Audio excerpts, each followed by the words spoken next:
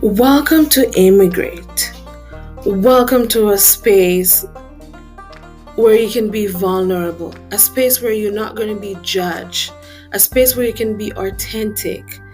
And my hope and desire is to inspire and motivate everyone that click onto this podcast. So welcome to another episode of Immigrate.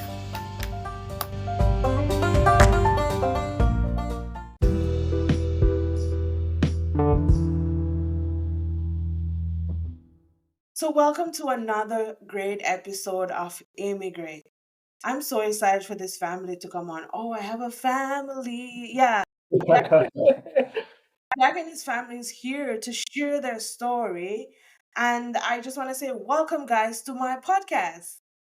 Yeah, thank you. We're so excited to be here. I saw your podcast and I'm so excited that we're now here talking with you face to face. So it's gonna be awesome. Yeah.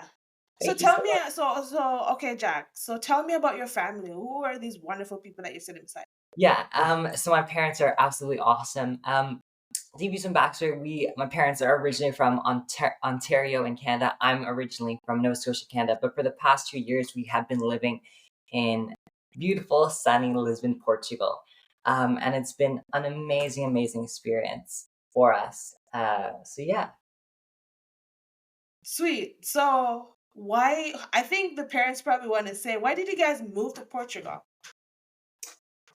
Good question. It's a very good question, Good question. and a We actually- question that lots of the people around us wondered about. And ask. Did you want to start, or did you want me? No, I was just gonna say we actually started like a YouTube channel where we're talking a little bit about that. But yeah, Yes, you can we answer did. it. You can answer it. I think it was a number of things, and so the reason we moved to Portugal is so my husband, my kids, they are EU citizens, and so part of we think our life journey was that we would always move to Europe at some point. We wanted our kids to experience that. We wanted to experience that for ourselves. So that was one of the reasons. The other reason is Jack. He's an elite level soccer player, so Oh, he played a lot of soccer nice. in Canada. And when we were there, around the time he was 11, Yeah, I'm 15 now. he's 15, his soccer academy director had said to him, is he interested in going pro? He's got the body movements, he's got the work ethic, he's got the skill. A good idea for him would be to go to Europe before the age of 13. So we had, which was amazing. And as his parents, obviously, if that's something that he wants to do, we wanted to support that dream as much as possible. And so the idea was to take him to Amsterdam at the age of 11, and then he fractured his patella. So that was, yeah. No. Yikes. And then once I Good. was recovered, we were hoping to go again. Yes. But then COVID happened. COVID happened. And so the entire, as World you know, was shut shut down. And we remembered the timeline that they had sort of given to Jack. He said, getting to Europe before 13, it's a good idea for him to experience that. And I think during COVID, a lot of people had time to sort of think about what they wanted to do. They re-examined their life. They wanted, Really the direction they want to take in Yes. their life. or at least for us. And so once the world opened up again, we decided, let's go to Europe. So that's what we did. And it was a relatively easy thing for us to do in some ways because we both work from home. Andrew and I are online entrepreneurs. We have been since university. We've never had a traditional job. And Jack was homeschooled, so our children are homeschooled. And so we thought, Oh, nice. what an opportunity. Let's try to do this, sort of take this huge leap of faith and see what will happen. Oh, wonderful. Jack, how are you liking it? For me, I absolutely love it. I've traveled to a bunch of places already. Like I've been to a bunch of states in the US and I love traveling. So being able to live in Europe, and that was always something that I wanted to do. Visit France, visit England. I love Spain.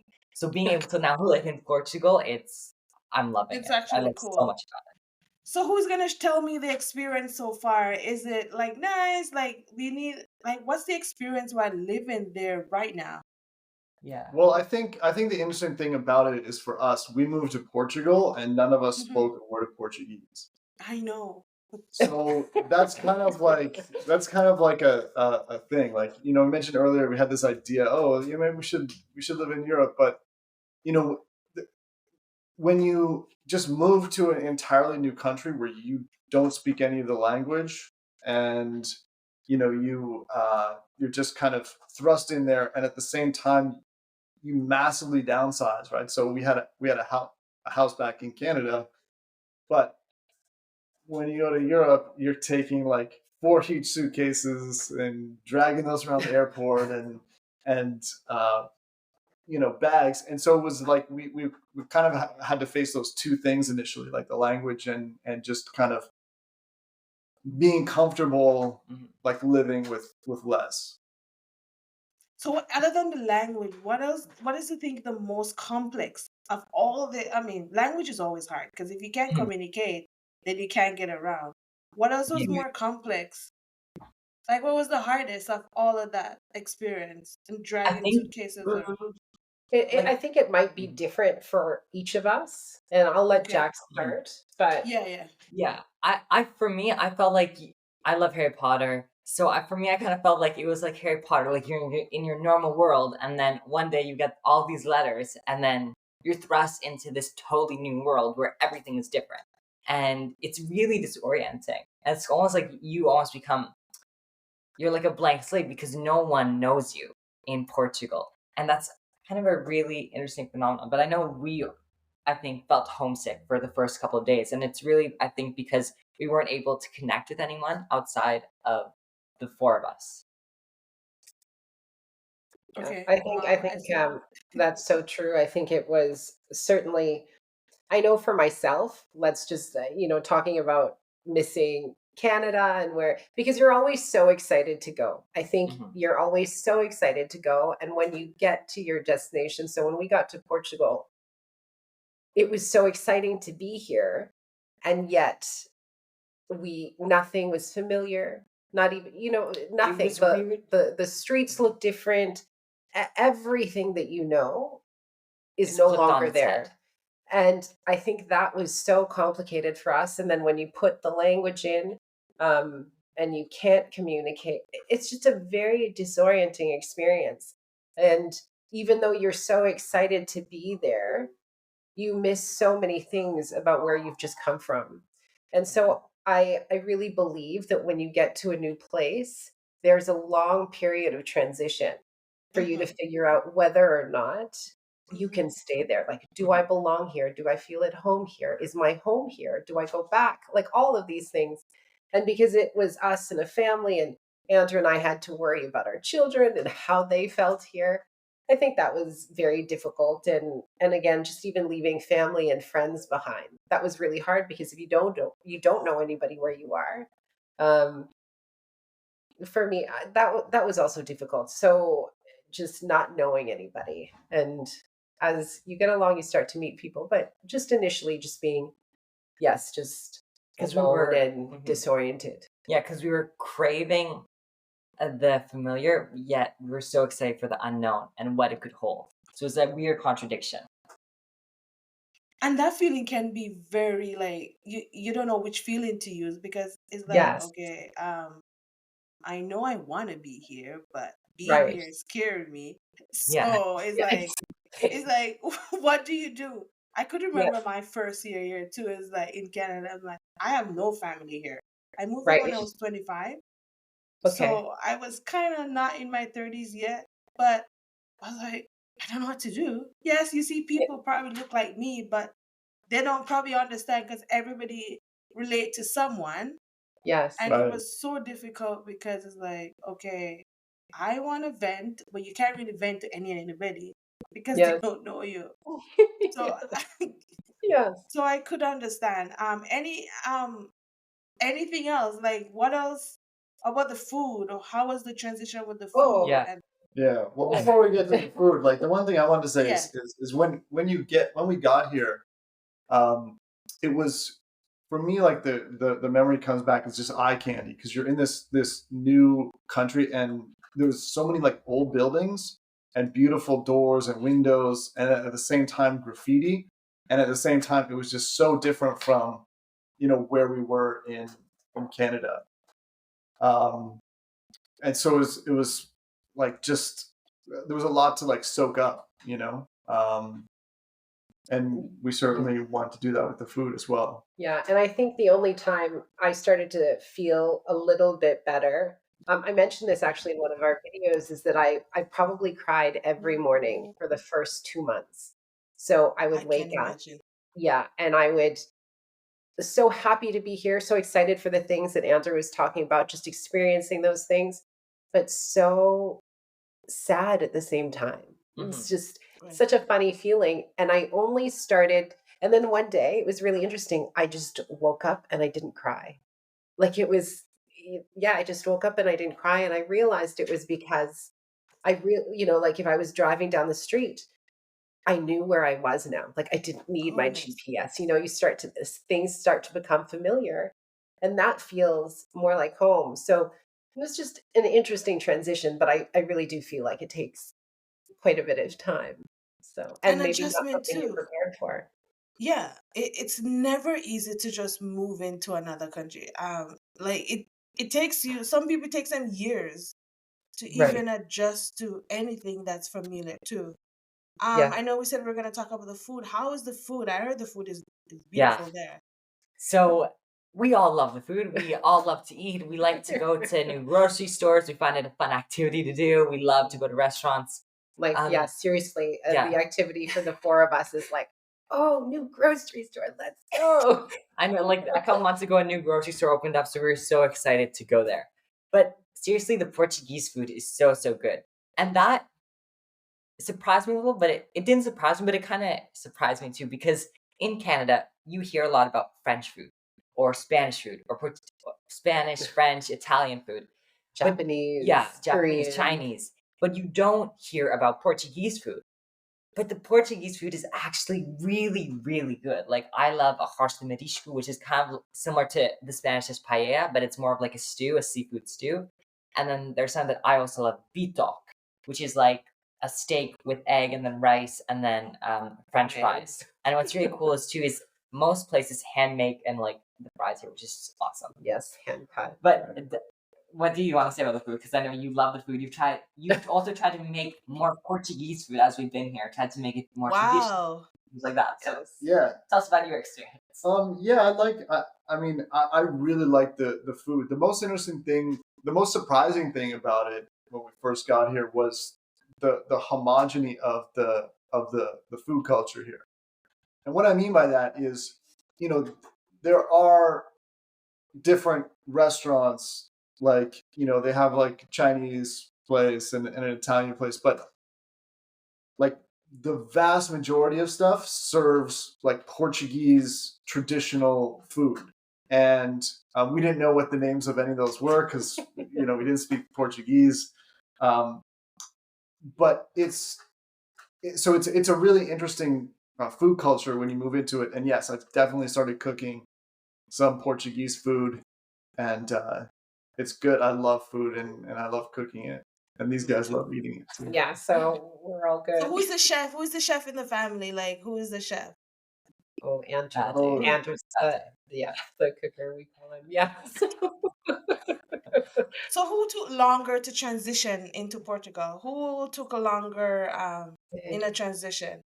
So me and Daddy, other than the first, I felt homesick for like the first couple days, maybe the week, but after that, I transitioned very quickly. I was very, very, very excited for what was to come. I saw all the potential and the possibilities. Daddy, you also transitioned extremely quickly. Oh, thanks. Did I pass the test? Yes, this is the observation from Jack. So we'll see what he And then- does. Yes. You, Mommy, you, like we kind of also covered, it was a lot harder for you to, I think, just because. Well, I have a lot of family. My mother's back in Canada. That was very hard for me just to leave. My mother's in Canada, so that was hard. But certainly myself and our youngest son had the hardest time. And our youngest still to this day, we've been in Portugal 2 years. He still says almost every day, he says, like, Mommy, when are we going home? Yeah. Oh. So, and he loves Portugal. He's got has great friends. He's does lots got of fun activities, plays but- soccer. Yes, but he still he still misses Canada. So it's a hard thing, because it's such a great experience. He has such a great time here, but he still really misses it. So it's interesting. It's I mean, interesting. scientific fact has proven that sometimes it's always harder on the kids in Yes. moving than it is on the adult, especially the younger kids, because they're Right. seeing it for what it is, right? Yes. And it's harder on them because they sometimes have way more friends, right? Yes. Jack is older, so Jack's like, yeah, let's go with the opportunity. There's so much I can get. And then, Right. sometimes the mom is taking on that, oh, my son is missing this. And, it's Yes. it's a lot of emotion sometimes. So I Very can much. see when I wasn't surprised when Jack says him and the dad transition better, because it's for female, we're more emotion, right? Yes. Emotional. So we're taking on everybody emotion with us. Yes. So if And it can be really hard. I mean, sorry? yes, it seems like it'd be really hard to, like leave, because like you just have to like make this arbitrary decision, and then like your family or your extended family is back there, and you're just here, and it's just like And the separation. and that support system, I think, especially for me, I was thinking, like, it's so nice. I mean, having a support system, obviously, and just not having any of that here was a very it was hard for us. Yeah, And that's hard. because we That's were hard. also dealing with not knowing the language, immigrating, papers, immigration papers, having That to can be deal with all frustrating. of that Mhm. and not having that support, or even that was very, very, very, very hard. Yeah, because it's almost like we're building from like scratch, or like again. Certainly building And then from scratch. also the other thing was that for me, I think it would the main reason, me for a little bit and you too, was because we didn't really have any connection here. Um, just because of the language. Now I spoke some Spanish, and I thought that that would be the language that would get me by for the first little bit while I was learning Portuguese. But then I quickly learned that they would prefer English, so that kind of strategy flew out the window. But I think it's because for us we were kind of really lonely too in the beginning, and I think it's because You just didn't know anybody. we didn't know anybody, and even when we started to know more people, we it was just harder to connect, even because we were trying to learn more Portuguese. Yeah. And we live in for context, we live in a very, very small town where nobody basically speaks English. It's almost all Portuguese. So we didn't have much connection from that. Yeah. So I know, like, a lot of expats will move into areas like the Algarve or even Lisbon, where a lot of English is spoken. But we moved into an area where, we've been told nobody in the area really needed to learn English. It wasn't just part of their, it just wasn't part of their everyday. And so it wasn't as important. So a lot of people don't speak English here. And it's great for us in terms of, Learning. reading and learning, Because you hear it so much. but it's also very difficult. So, Right. yeah. It's interesting. So I think I want to ask Jack, did you ever imagine that you'll ever move to Europe? Like, Hmm. did you ever think Yes. Yes. For me, like I'd always wanted to play professional soccer, and for me, like the Europe was just amazing. I have my teams in Europe, in Spain and England. I love to watch a couple teams, and when my academy director told me that I could play in Europe, that was always kind of like on my mind. And like for you guys, you had been to Paris before, and you'd always told me about how amazing Paris was. So I'd always wanted to travel and go to Europe. And then when my the director of my academy told me, "Hey, maybe you should go to Europe," then I was like, "Let's do it." So he was very excited. Yeah, very excited. I think it was always, I guess, part of his own plan. it's interesting because you Mhm. guys had that plan, and then here you go, one of your kid son decided, oh, I have that plan also. So Yeah. Yeah. go ahead. And I was just gonna say about that, because it's in it. I was gonna mention something earlier about that. Because we've always kind of talked about like, oh, maybe we'll live part of our life in Europe. Like, but it wasn't a plan. Like we just Right. kind of thought about it every now and then. We'd like, move, maybe buy a different house or move to a different area or something. And it just always came back to that. And I don't know if people normally think that or normal people think that, but I it has been like a recurring thing where you just kind of think like, I wonder what it would be like if we lived in Europe. If we moved, Yes. like, I don't know if people think that, but Yeah, and like I for me, I always love to see the possibilities and the potential in things. right, and that's So why that reminds me of when we were young because we used to like see the yes. potential in a house and then like kind of do some basic cleanup Yes. work and try to fix. So yeah, I think that is also probably part of our personality. Like I said, I think we're entrepreneurs. We've moved a lot. I Taking remember Yeah, we my see the potential yeah, in and things or places. like my father-in-law would call my husband and I like his nomadic children because we did like to see different places. And so yes, Andrew's right. It was never a concrete plan to say, oh, we're going to move to Europe by this time. but it But was something that was because in the back of your minds. yes, and because they had the EU citizenship, which makes it a little easier, obviously, to go, uh, it was always a possibility. And I think as we started this podcast, you said what was the precipitating factors for actually moving? It was a number of things. It was Jack's soccer, it was our desire Mm-hmm. to eventually go and not wait.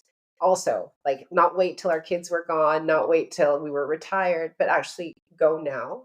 And also that after COVID, I remember sitting at home and thinking, gosh, like I hope one day like I can travel again. Like I hope the world opens up. There's still so much that I want to see and do and experience. And so when it opened up, everything just sort of fit together for us to say, yes, it's time for us to try this. So But it was still very much like a whim. We kind of yes, yeah. like we didn't really plan it for like a long time.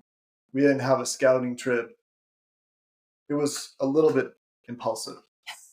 But that's it's us. So yeah. I think my transition was impulsive. My mom thought I was crazy when she. Yes, I think okay. that's right. So you know, Mhm. yes. A lot of people thought we My were mom crazy thought, too. yeah, They're like, what are you yeah. doing? She's like, "What are you doing?" I said, "I'm not coming back." She's like, "No." I was like, "Yeah." So I definitely can relate to how people like Yes. family see us and all that. I'm like, but I was thinking I was crazy after 2 months because I'm like, what am I doing? Like, I don't know what Yeah. to. Yeah, Yes, that is a very Yeah. real it's a feeling and vivid feeling. emotion. It's Yes, like, what am I doing here? Why am I here? yeah, but you can't share that with anyone because then No, they'll be like, "Come well, home, you come home, cry come." in your bed like I do. Yes, just Yes, yes. So, what encouragement would you leave with an immigrant who's listening and they want to move with their family? And I think the mom will take this on. Like, what would you want to tell them right now? I think the most important thing to know is that it takes time to get used to where you are. I think that's really important. You have to give yourself time to be sad that you're in a new place, even though you wanted to be there. Know that you will feel lonely and homesick, and that is a very normal feeling. And also that it will get better. So even in the moment, it doesn't feel like, especially when you're so sad, so lonely, you miss your family, you miss your friends. All you want to do is be back at home having coffee with your friends, or um, it does get better. Like I said, one day, like I cried for, every day that I woke up, I cried in my bed for 2 months or so. And then just one day, I didn't cry, but I didn't realize that I had stopped crying, which was really interesting. I just looked back maybe several weeks later and I thought, wow, like I'm not crying anymore. And it correlated with starting to feel like I knew where I lived. I had met people, I had started to meet people through different activities. So we were quite engaged in, activities, meeting people. We started to meet our neighbors. And I actually have to say, we didn't speak Portuguese, but our neighbor who lives behind us, she speaks French, and I speak French. And once I Mm. made the connection with her, and she is so warm and so welcoming and so lovely, I started to feel better. Like as soon as I started making these connections where I felt like I was actually connecting with other people in the new place that I was in, that's when I think it started to turn around for me. And so I would encourage people again, just know that it takes time to be open to the idea that you will be upset or sad and miss things. But if you go out and just try to experience and meet people, um, it does get better. And really now I feel like I don't know if I would want to leave Portugal again. The idea, oh, like, No, would I, definitely. yes, like, would I want to go back? Because still, we have lovely friends, family in Canada. We sometimes think about it, but no, you always leave a part of yourself where you are. And we've been here long enough now that we've really created a life here, like, in a life that we like. So, but anyways, that's what I would say in terms of trying to get through that whole transition. At least a good 6 months, I would say, for me, anyways. Anybody else? Andrew, do you Um, want to? I think Molly covered basically all of it, but yeah, definitely like really actively trying to connect. Because even if you are around people, loneliness is not the absence of company; it's the absence of connection. So really trying to Mm-hmm. connect is really important. And for me, when I started to actively try to connect more, that made a big difference. And Wonderful. also, one more thing. Yeah. One thing that's really cool is when you move to a new country, it's an opportunity to totally create your dream life the way that you want it. So even when you're dealing with all these emotions, it's a really cool idea that you can kind of be the architects of your life. You guys have raised a powerful kid. Like, you should be proud. Thank you. Yeah. You should be proud. Well, Like, yeah, he's a he's great. amazing. He's amazing. Do you guys think your spiritual life has grown too while living in Portugal? Um, Spiritual life. that's it. Like, what difference Good you guys question. do? Yeah. I think Like, so. I think so. Yeah. Hmm. I was going to say, I think part of, the idea of thinking that you can get through this transition period and that it is temporary is the idea also that you just have to have faith in what you've done is the right thing. yeah. Um, and I certainly for me, I think for sure that in that regard, there have been many, many times where I've just had to say, okay, I'm going to let this go. Like whatever it is that I was worried about, I'm going to let this go and I will leave it because I know that I'm supported in I know that I'm supported in this way. So I would say yes. I agree. Okay. Yeah, I think you just need to it's kind of like a humbling experience. Yes, that too. You need to kind of realize that you're not maybe as self-reliant because you don't have the family infrastructure that you have back home, and so you might need to rely on other people, on other situations to help you. And we have been extremely lucky by having like literally like strangers help us so much in enormous ways that was not necessary at all, but just out of the goodness of their heart. So many experiences like that, like the unexpected kindness of strangers. But that's always the beauty of moving, because when you will not experience that if you're in Canada, you know what I mean? Like, Yeah. Yes. because you're so stuck in your comfort zone. When you move out of Yes. that, is when change start happening and all these Yeah. spiritual things start happening. As we're wrapping up, anything else you guys want to add to your story and share? And then Um, just 3 words you guys want to leave. one thing I would say is with like our Portugal channel where we make videos about kind of Portugal, the thing we want to do, and even doing this podcast, is we want to show other people that you can go and live your dream life. You don't have to wait until the timing's perfect because it never will be. So that's what I would say. I guess I would just add to that too is that I remember I think we were 2 weeks into being in Portugal and we were sitting in a park and the kids were playing. It was just a tiny little park in Lisbon. And our youngest was going down a slide, and Jack was sort of running around after him. And Andrew and I were sitting on a bench. And I turned to him and I said, I can't believe we're here. And because, like Andrew said, we hadn't like planned this whole elaborate plan. We didn't have a scouting trip. It was like, yes, this is the time. Let's see. This is a good time for us to go. And it's We didn't know amazing. where we were gonna live. Yes, It just kind of really, we did, unfolded slowly. yeah, Airbnbs. We sort of Short-term unfolded, rentals. seeing like what would happen. And I couldn't believe that we were there. So just to piggyback on what Jack had said, I think it is really true that when you set your mind and your intention to something, that you can create that.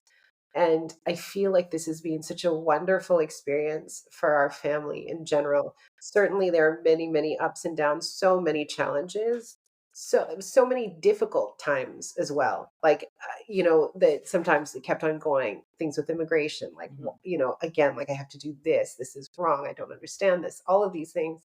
But it's certainly been worth it for us in terms of the experience that we've gotten for it. I feel like we're so much better for it as well. So I'm very happy that we did it. I think we've grown a lot since coming here. Yes, I think we've grown a lot since coming here, and we're closer, and I think it's been really good for us. I think And I that's would just say, yeah. yeah, like I would just say, I don't think that if you're trying to make yourself happy, like going to a new place is going to Oh, do yes. it. And I'm not sure why, but I don't know. I there's been definitely like hardships and stuff, but I feel I really like the opportunity that we got to, in some sense, reinvent ourselves. You can kind of, just start looking at things a little bit differently, and kind of, in some ways our move was an experiment also, I think, in sort of minimalism, right? Like Yes. like kind of getting rid of a lot of the stuff, because even when we, like back home, like, I want to keep stuff because it may be useful and all this stuff. But when you're forced into that situation, it limitations create creativity, right? So this is something that happens in business a lot. If you put a limitation on a brainstorming session, you'll get more out of it, right? And I think that when you move to a new country, whether people realize it or not, they're experiencing that limitation of, they don't have the family, they don't have all the stuff they may have had in their home country, and so it requires you to operate a little bit differently and maybe take some different decisions. And so again, while I don't think it would make someone happy if you think, just moving to a new country is going to make you happy, it can be a very rewarding experience, for people who decide to do it. I mean, I think happiness probably eventually will come, but as you said, you're right. It's not going to give you that happiness right away. It takes years. Yeah. Yes. And it takes like some people it takes months, but some people it takes, as I said earlier, it takes years. I think for me it took years because I thought of going back home so many times, but then Yes. every time you think about it, I was like, why did I make the step? If I, Right. and Yeah. my mom convinced me so many, come home. Yes. But Yes. then I was like, yeah, because you hear the pain and the transition that you go through, especially immigration. That can be Yes. the rough part of it. Yeah. So difficult. Definitely. And if you guys are okay to come back on my podcast, season 2, I'm gonna start going deeper into like the immigration aspect of it, how it is for people, Yes. right? Yes. Yes, And that's a That's story awesome. in and of itself. A It's long story. yeah, because even my immigration story, woo, it's Yeah. tears. It's like Yeah. it's hard. It is hard, Yeah. especially during COVID time. That was the rough, Oh yeah, that would rough have been really hard. time. So yeah, do you guys want to leave 3 words? So one from mom, one from Jack, and one from dad. That's One hard. words from each person. Who's gonna start? I need to think. Can I say? Well, it's kind Yeah, of you can two. use I was gonna two. It's say, fine. You go ahead with 2. Okay, I was going to say slow living. And the reason I say that is one of the nicest aspects of us having moved to Portugal was us disconnecting and slow living. The fact that we live in a little town and Andrew gets up in the morning, walks to the bakery where he gets freshly baked bread. They Oh, that come to must the be nice. square, which is right across from our house, and we buy our fruits and our vegetables there, Oh, and there's a fish market, a butcher, just and even being able to go in the middle of the day and have a coffee just down the street. It's just made our lives slower, less hurried, less rushed, and that's one of the things that we didn't expect but we absolutely love about where we are right now. So slow living. Okay, sweet. 2 words. Trust yourself. Trust yourself that we kind of covered Mm, this already, but trust yourself that you did make the right decision because that can go a long way. true, especially in the times of doubt. Yep. Yeah. Yeah, I'm just gonna circle back on the slow living because I think that's really it's really nice, just being able to walk to places, and I think that's made me a lot happier. Healthier too, Yeah.